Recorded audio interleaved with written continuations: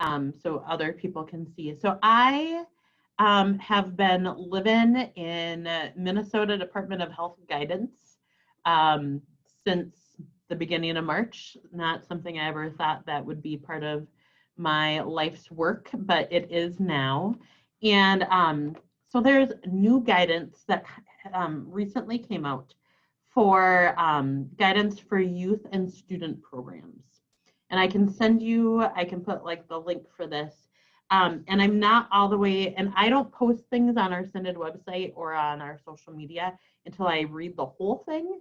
And because of the Synod worship service and stuff this week, I haven't been able to go through the whole thing yet. But there are some things that I thought might be helpful for planning if you are planning on being in person.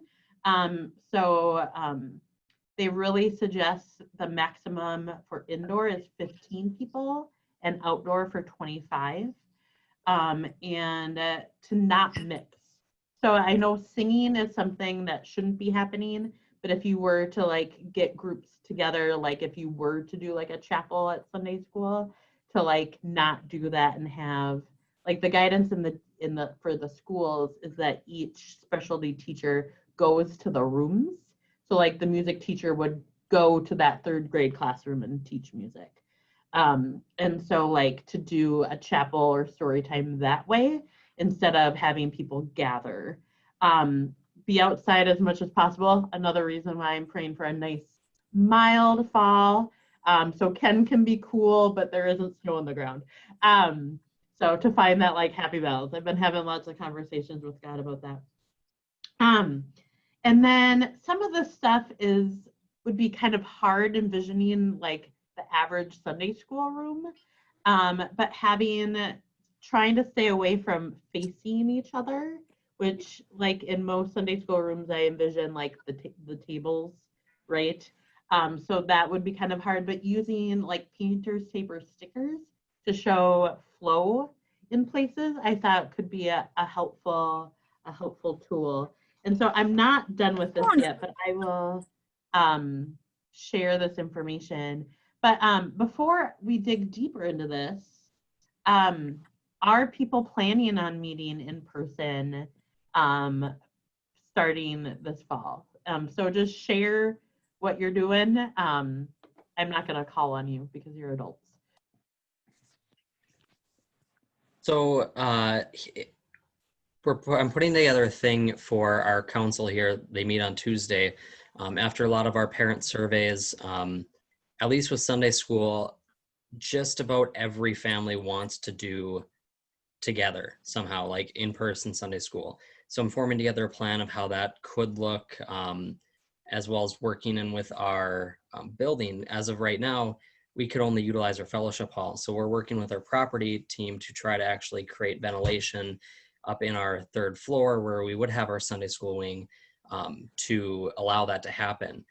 We're looking at nothing starting though until October, just to allow families a time to get used to the new school format, as well as not to just overload them with everything. So like the traditional rally Sunday isn't really happening this year. With confirmation though, I'm getting, we have one family that said they would not do anything in person, but how often they would feel comfortable meeting is all over the place. We have half of them say every week, and the other half are split between every other week and once a month.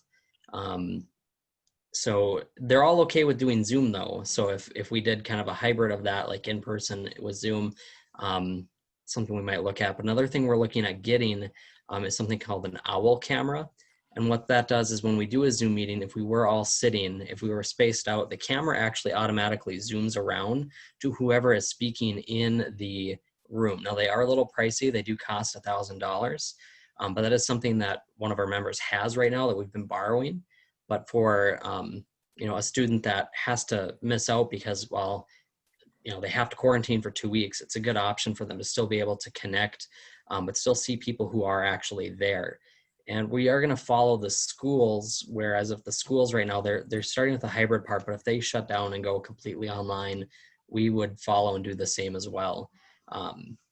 I don't have my document all typed up ready or anything right now, but that's kind of what we're looking at doing. Everybody will be masked. That's just something that we're doing with our regathering here. Not this Sunday, but on the 13th, we're actually starting for in-person worship. We've been doing soft openings with our council to kind of tweak that and see how it'll work. But we'd be following probably the same thing we're doing with that, where everybody enters in one door, kind of goes with a certain flow, and kind of goes out another way. The only issue that we have is right now we have certain bathrooms that are marked off where they cannot be used due to cleaning purposes. So our timing will get shuffled around, and we are looking at doing also in-person youth programming, but not as often as we would. We're looking at doing once a month, and kind of alternating our times of when we're doing it. So that way we don't have like 3 groups all meeting in one day like we used to. It looks way different. It's not something I think that, it's not going to feel the same, but to those that are wanting something like that, and whose families are okay with that, it's how we're going to have to do it. Everyone's screened when they come in with the general things, and we're asking our parents that, if your kids aren't feeling well, just please don't send them. So that's kind of how we're looking at doing it. It's just kind of it's an interesting time of doing it. But like I said, if our cases get really high, which they're kind of creeping up, we'll kind of shut it down and follow what the schools do.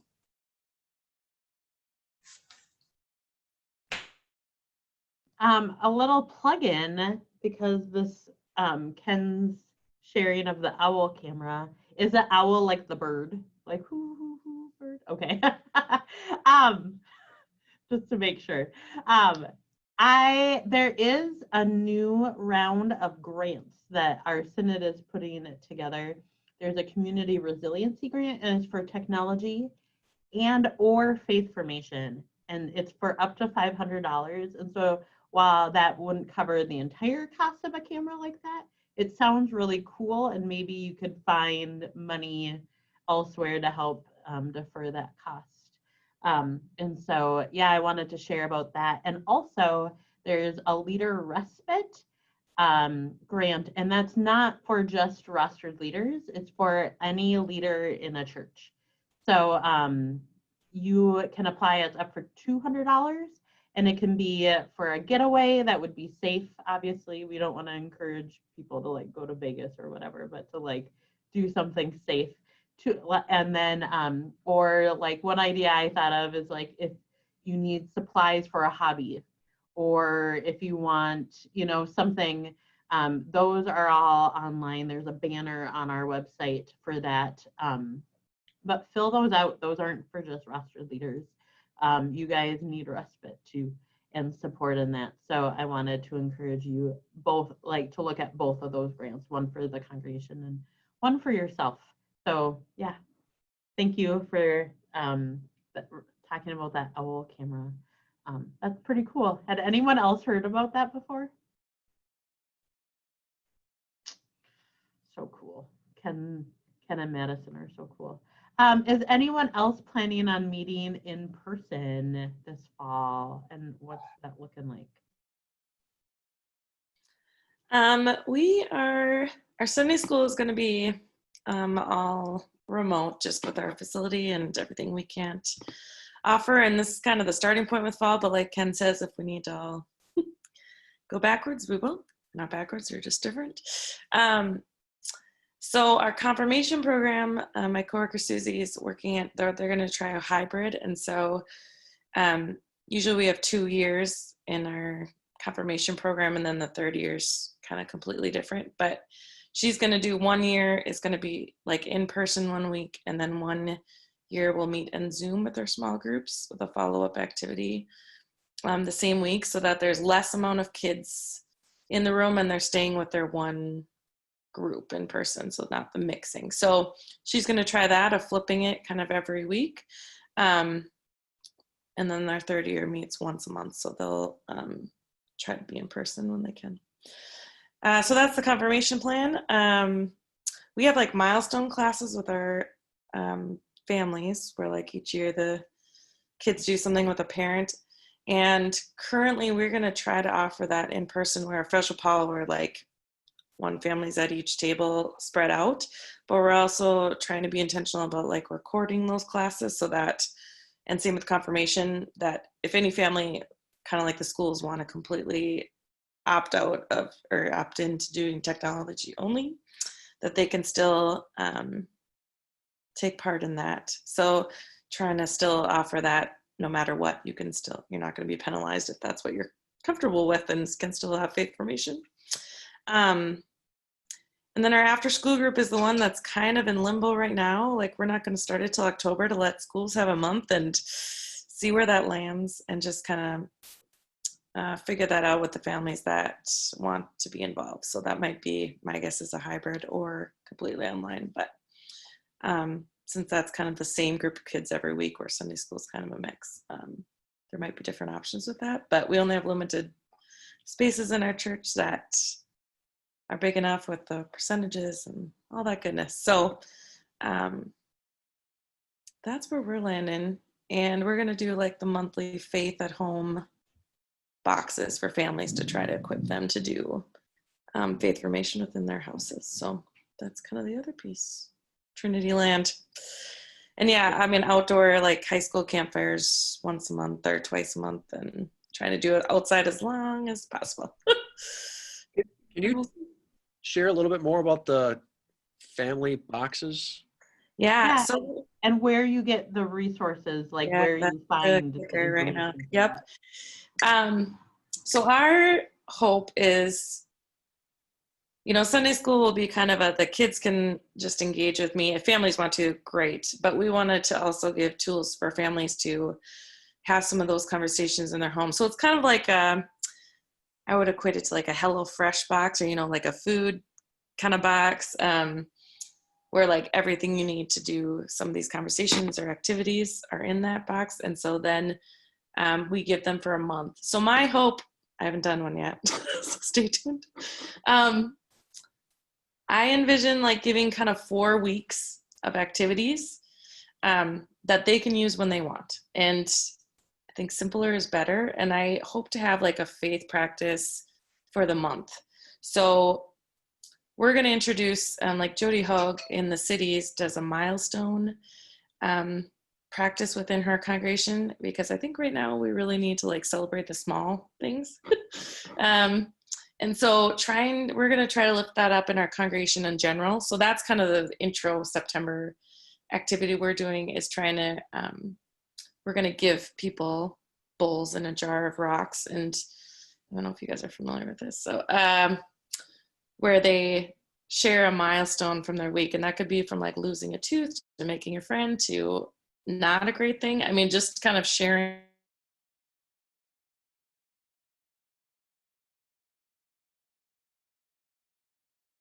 Life.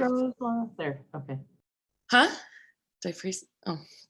Yeah. So can you talk about the jar a little bit more? We heard Yes. like the beginning of it. Dang it. Okay. So we bought, so we're going to give them, every family, like a small jar that's filled with like those little aquarium rock kind of things, aquarium rocks. And then we also got, like, Oriental Trading has these ceramic bowls with a cross on it. Pretty simple. So families could decorate that if they want as a part of an activity to make this milestone bowl theirs. But then we're going to try to encourage our households to do a milestone blessing and activity where they get to each, you know, put in a rock to lift up a milestone that happened to them that week. If families are really jazzed and want to do it daily, by all means. But so it could be like, I lost a tooth, to I lost someone important in my life. I mean, it could be as big or as small as kiddos or the adults want to. So it's kind of, I don't know if you heard this before, but like a different way to do highs and lows, but also just checking in with each other about. And so we're trying to do that kind of more congregation-wide in September. So that's going to kind of be that. But like November, for example, I kind of see it being the gratitude being the focus of the box, and trying to give families something they could do to like give thanks. Maybe that's making a paper chain of writing something on a slip of paper every day. And I don't know. Resources. That's the one I'm still trying to figure out. I feel like it's kind of piecing different things together. I mean, you could do like Faith 5 from Vibrant Faith, or you could, I mean, like, you can make it as simple or as complicated. Yeah, I don't know if that helps. So we're trying to, like, I know some churches are like delivering, we're having families sign up for the boxes so we know supply wise what we need. And so I'm excited because it's going to be a touch point that I have with them, whether that's me dropping the box off at their house or them coming to pick it up. Like, that's another piece that just, I'm excited that kind of have a check-in minute with each of them as well. So Laura, are you going to be giving, like, if you're using a curriculum that needs to be like in person, or if there's like pamphlets or something, are you putting those in those kits or in the boxes? Okay, Yeah. you are. Yep, I would. Some of my family, or like my children's team, has asked, like, if with the video or with the box, like if there could be an intro video to it, like, hey families, here's the box, because like it'll be easier for our kids to be excited to watch a video maybe explaining it and introing what's in the box to the family for the month. So that's one other idea living into. Like Jen Hatmaker does that for her box every month. There you go. Yeah, I'll have to Like, watch those for let's look inspiration. what's coming in like this month's box, or like you should have Yeah. gotten your box today. Let's look inside. That's Yeah. a good idea. I like that. So not that it'd have to be every week, but just kind of just kick it off. Mm-hmm. So I'm we'll probably make one for the milestone September activity and then go from there. So if I come up with really any kick butt resources, or I can share what I will come your way. I bought myself a month to October. So we'll see. Living into it. I've been getting a lot of questions on how to like engage with Zoom and stuff. And so my friend, one thing I wanted to share first was on our COVID resource page, we have a first, third resource. And so like if you have things that would be good, I can put them on here. But I have those questions to ask before starting in-person faith formation. And it kind of just goes like the way my brain works, like what's the first thing that has to happen and what's the next thing and asking questions. And then there's links in there to the different like CDC and Minnesota Department of Health. But I did a search on my friend Pinterest and just did Zoom Sunday school ideas. And there's some games and some different things on here. And I always use Zoom to like help fill in gaps. If I didn't like a Sunday school lesson that was going out, I would grab activities from here. So I was thankful that there really were things because I hadn't looked before today on the Zoom Sunday school ideas. But there's even like some Zoom etiquette stuff. I have a lot of friends that are teachers and they've been posting on like social media what they're doing of like having like a sign that says, you know, like you should be muted right now, or you should, you know, like you can have your microphone on. And then one other resource, stop share. I wanted to share with you is if you are a Spark House sort of congregation, they have this resource up now, Spark Host Sunday School at Home. And so it goes through all the different curriculums that they offer. And I really liked Connect for 5th and 6th grade. I thought it was really great. But they share how to make it work at home, how-to videos and guides. So I peeked at this and today, and it had like a video on how to create a remote classroom. And I thought it was just a super helpful resource. And it's, if you're already used to using that curriculum, it would be an easy way and you wouldn't have to like start from scratch building something. They have that, and they are doing that for their youth curriculum as well, like the reform. So if you use that for confirmation or like the TBD or like all of their like more high school or junior high, they're doing that same thing there. So I wanted to share those things because I thought that was super helpful. One of the sparkles too I'd lift up with like these faith boxes is Don Rudman made a video of like how to noticing what where your families are at, and at the end of it she gives like tons of tangible resource ideas for different seasons, and like that was just super helpful. Like she laid out everything, some sparkles, some she made like so that was a good resource too. Yeah. Now that the worship service is in the airwaves, I'm going to add some of those links to that first third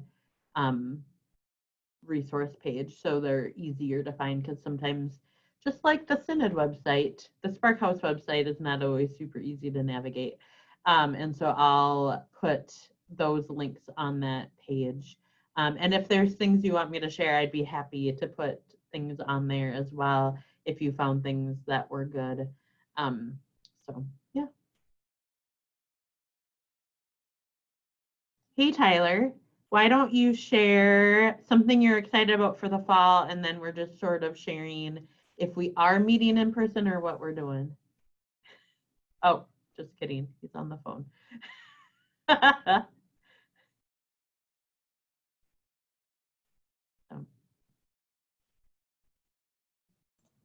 Ooh, things I'm excited about this fall. Ooh, what am I not excited about with this fall? I'm getting married in 2.5 weeks, so that's crazy. Um, Across the country. So it's been essentially just get everything in line, and when I get back, just pray everything was in line. Um, no, I'm not doing in person. I'm planning on starting it. Pastor Corey, when he was at his previous congregation, had kind of written up the 3-year curriculum that's a lot of question based, where it's going from kind of broader questions and then slowly kind of chiseling it down on different topics. And I've really enjoyed 2 years working through it, and I'm got my stuff to start figuring out the next one. So it makes it decently applicable to be able to bring into a family context and that's one of the things I'm going to encourage is that you're going to look at, can you develop a spiritual practice within the home? So maybe it's that you're making sure that this is part of dinner conversation once a week. Maybe it's that we light a candle and then we're going to work through this. And if there are younger kids or older people there, so be it. And that about once a week, we'll probably try having a Zoom conversation. And I've looked into doing some breakout rooms so you can still kind of have it by grade and then come back together, but kind of in those breakout rooms, what was your discussions like this week? What were the different things that was brought up? And trying to make it, I feel it's going old school because it's more of let's put this a little bit let's give the tools that the parents need to help lead this type of conversation, and let's develop this a little bit at home, and then being able to hopefully develop where the kids have some excitement to bring something back. And what do we learn? What do we discuss? What do we talk about? I had one kid for various reasons the last couple of years has kind of had to do that. And his mom talked about, it got me talking about things that I did in confirmation with my kids. And so that's kind of how I've been thinking about and looking at it. So I'm excited. We'll see if it crashes and burns or what good things come from it. And then high school, the big thing I'm super excited about is Pastor Linnea's youngest daughter works in Flagstaff. And so we have been figuring out that once a month, we're going to try doing a Zoom call together and doing kind of a group worship together and using that as a natural building point for the 2022 National Youth Gathering. That's when we're going to meet, is at the 2022 National Youth Gathering. And I'm hoping that my high school students start to get this grasp and this understanding of how big God is, that God's both in Flagstaff and in Bemidji at the same time. and what is God doing in these different places? What are the different things that are going on in these two places? And hopefully that adds to some interesting discussions down the line is kind of what I'm thinking. So I guess that's what I'm excited about. I think it's a great opportunity right now that we've been given, and some things will work, some things won't, but let's give it a go and see what happens. So I think it's going to be a little while before we're in person, but we'll see how this works. Yeah. Tyler, does your congregation have a history of doing family stuff, or is this going to be sort of a new thing? It's going to be a little bit of a new endeavor. I mean, I know I'm bracing myself for that meeting when I'm going to have parents kind of pushing back. And the thing I'm going to be saying is, like, I'm going to be handing you the sheet that literally has the questions to ask. Mm-hmm. And they're fairly open-ended. And I'll give you my number. I'll give you my email. If you need to text me or if you have questions, I'd be more than willing to talk to you. And so you're using this as a point where, in my opinion, it's making sure that the parents, using this as a potential opportunity for them to be digging into scripture and using this as an education opportunity together. And just, I think it's good for our kids to see parents vulnerable. Mm-hmm. Because we put on this image that we have it all together all the time. And I think it's right, especially right now, the church and everything is a little bit chaotic. And I think it's okay to show that we don't know everything, and that's okay.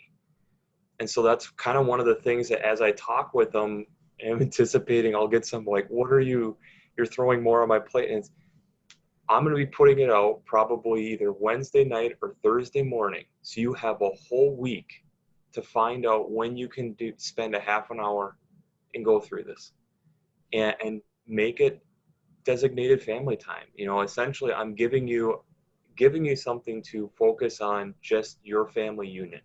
And then we're going to talk about, and the kid's going to choose what are the stuff that they want to talk about, what are the things they don't want to talk about. But I think it could be really powerful that way. And so we'll see how this all works. It's what I'm going to try.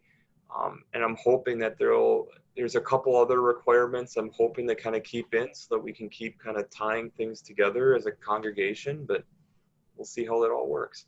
But that's the main education section.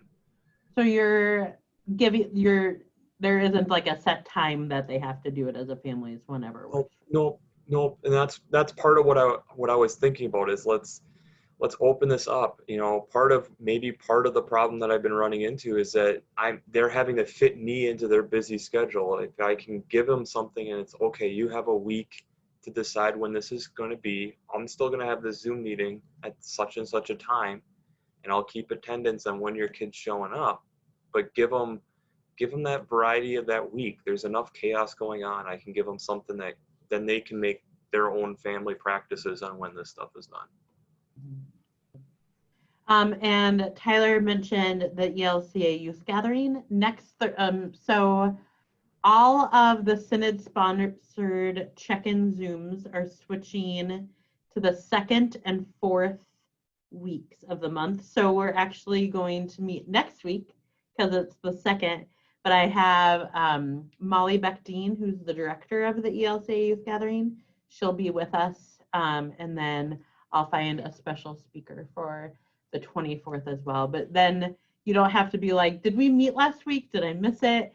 It will always be the 2nd and 4th Thursdays at 11 when we'll have these meetings, to make it a little bit more succinct for your calendars and life and all of that. So yeah, so next week, Molly Beck-Dean will be with us, and I'm excited about that.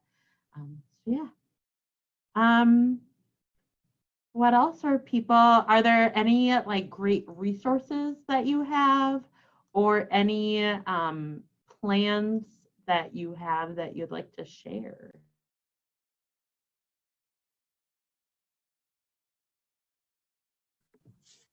So Go ahead, Ken. Your ideas sorry. are. So last year I tried a like video game night with some of my middle school kids, and I think that's something I might attempt here this coming fall, but do it at home style and just say, hey, here are the kind of games that we're going to play. We're going to use some sort of, this is where I'm kind of trying to figure out how to make it work, is some sort of chat channel of some sort, whether that be like Discord. A lot of kids that play games use Discord, or some other, thing to figure out how they can play online together.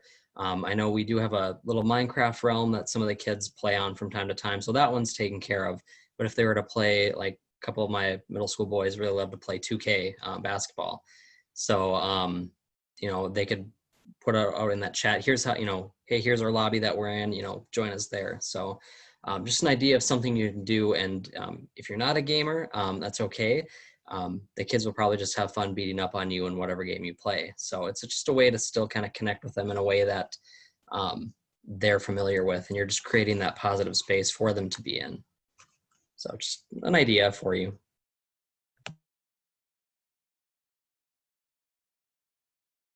I don't think you can do that with a classic NES though, probably, right?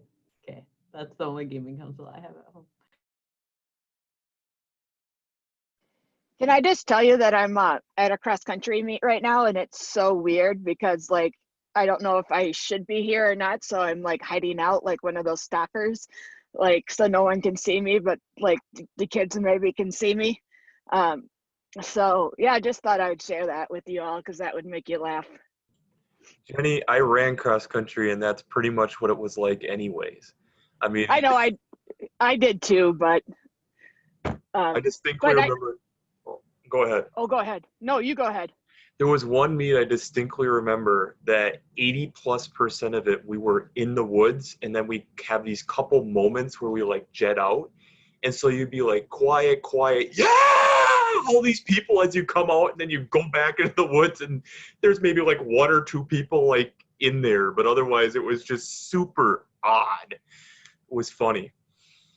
It's always hard to like go to cross country meets because you're like, okay, if I'm at the start, I can make it to the finish.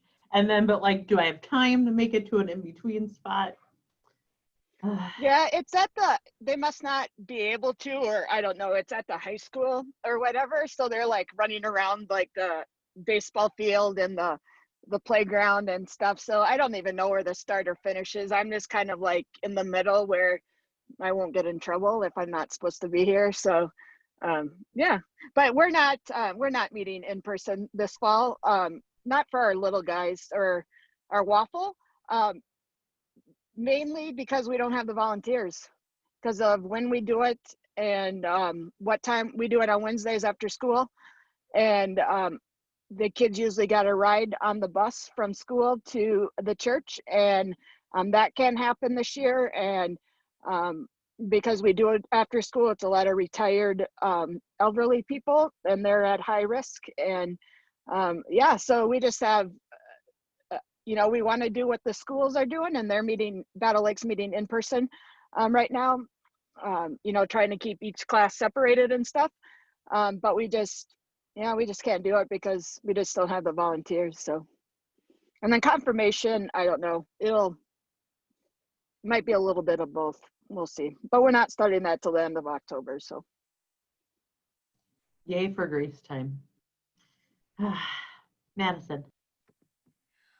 We are capitalizing on being outdoors, and I've never heard such praises of the Farmer's Almanac before from a pastor, but this year I am, like, holy buckets. Not buckets of rain, but buckets of sunshine. So that's what we're hoping for. We're actually going to do our the confirmation service at Redeemer outdoors. And I have ordered 24 varieties of colored traffic cones, so I'm like super excited about those. And we're going to station the kids outside and their families because there's like 250 people maximum for outdoor worship services. And we've got an open lot, and I'm not a great mathematician. So, they can invite as many family members as they want to, as long as they're socially distanced. We will also be live streaming those services as well. So we're getting creative, and we're going to even do our retreat outside where the kids will have to go through their faith statements with me outside. And even if they like talk to me as like we walk around the church and do that, I think that might like be an easier, smooth, so you don't have to like sit down with me and like, I don't know, I don't think I'm that scary, but apparently I can be. So I'm looking forward to getting to do outdoor confirmation service with some more acoustic sounds, and that will be, yeah, first weekend in October. And we're also going to do some outdoor baptisms with a spray painted liturgically green kiddie pool. So I'm excited about those. And again, we'll be spacing the families out, and it's not going to be this like mass baptism point, but to really see that these families are coming together and that they're starting together. That's going to be our focus. So we are grateful that we have an outdoor space to use and capitalize, and we also have a fire pit. So hoping to recruit some of those confirmation students that feel comfortable to gather, that will be an option for them to have their meetings. And yeah, it's coming together. We're also going to do an outdoor backpack blessing where families will either stay in their car at the other church where I'm working at, Zion. They'll stay in their car, they'll pull up, kind of like our layout for mask giveaway that's been based out of our parking lot here. So praying as well for that warm weather, but really looking forward to being outside and seeing families there. So yeah, that's what we're up to in Thief River. Madison, have you seen the blessing of the devices as well? Yes, and both Okay. the pastors are not in favor of that. Okay. So we're gonna go with the backpack blessing, but I got these really cute little like backpack tags that say Jesus loves you s'more. And then Eric, counselor, is like, yes, that's what they need. So, and then we're also I'm looking into getting some lanyards that are for holding masks so that kids aren't touching them as much, especially for our littles, because I worked in preschool. I know how germy and wonderful they are, so we don't want them touching things. So yeah, we're looking into getting that for them, or if that's something that we'll have when we are supposed to be back in person, we'll put their names on them. Yeah, so that's what we're thinking of doing for the backpacks. Very cool. One of the churches I know bought some heat lamps to help like make being outside a little bit longer, more comfortable. Not everyone's like can handle the cold. But that could be another way to get use grant money as well.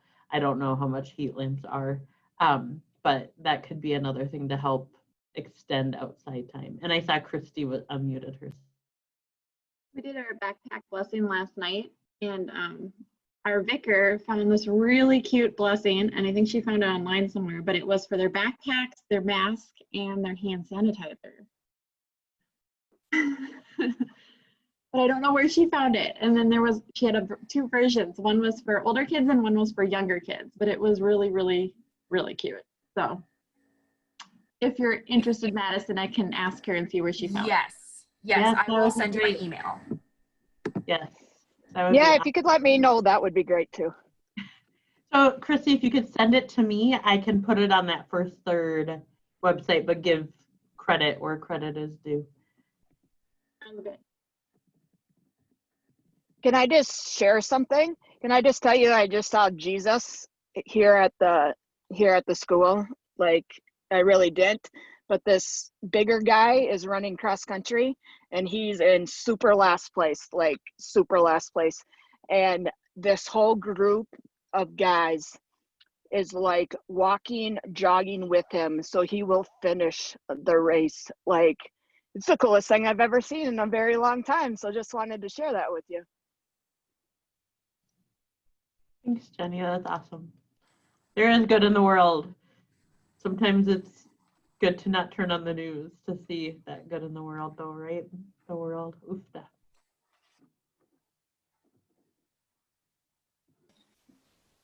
Just to share a little bit of Trinity and Crookston. I mean, we are doing the same, waiting till October to start anything. The only thing we're doing in September mainly is to wanting to re-engage families with worship. So we're kind of along the line, I think Tyler's talking about getting families engaged at home. So every week following lectionary, we'll have like a couple questions, maybe a small activity.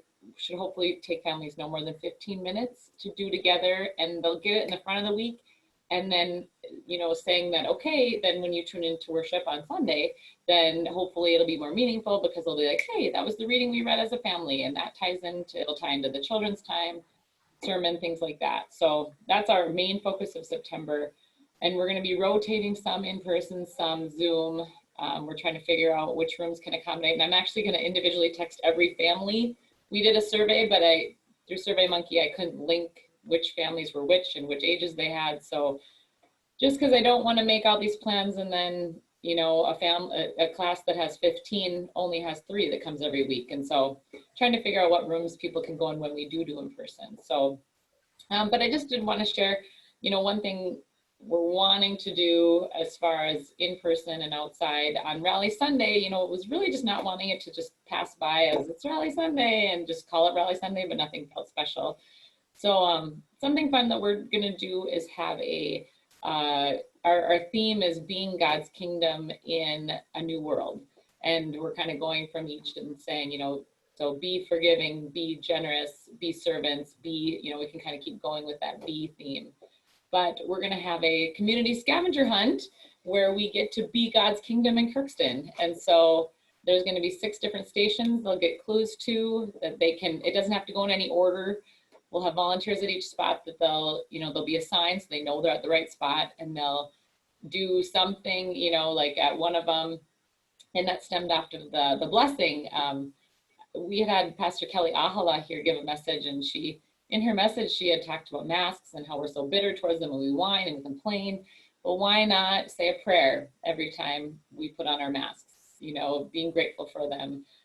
Asking that they do their job, that they're, and with this act of love that we're trying to do for others and for ourselves. So that's one thing we'll do at one of the sites is, hand out a little prayer, a mask blessing prayer that they can say.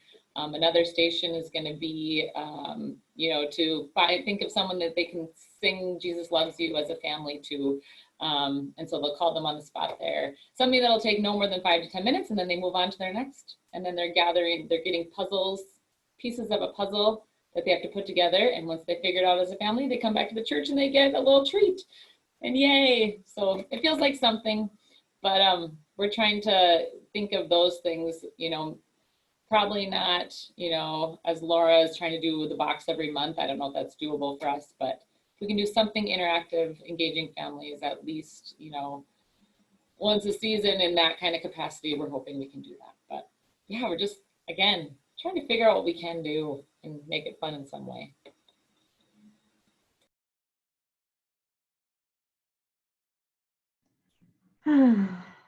Thank you for sharing. This is just such a weird time to navigate, and there's been research that I've been reading that says that the last 3 weeks have been the worst for COVID fatigue because of the adrenaline in the spring, but now with the fall and what should be the beginnings of things and things not looking right, and not knowing when there'll be a safe vaccine or when we can really be together and be whatever normal is, right? That it's been a little hard. And so I just pray for you and your loved ones, and that you take care of yourself, that if you need someone to talk to find somebody. It's hard to fill other cups if your cup is totally empty. So I just really want you to make sure that you tend to yourselves in this time. So Tyler, I see you unmuted. Were you going to say something? I actually got from my fiance a little poem about 2020, and I'll read it quick. It's really short. Okay. A year we finally accept the need for change. Declare change, work for change, become the change. A year we finally band together instead of pushing each other further apart. 2020 isn't canceled, but rather the most important year of them all, by Leslie Dwight. And I think that's the way of spinning it and thinking about it. This is a hard reset. It's hard going through it, but I think it's something we all need. Mm-hmm. So I have this little book called Ordinary Blessings by a pastor who's down in the cities, Meta Herrick Carlson. We passed cross at seminary.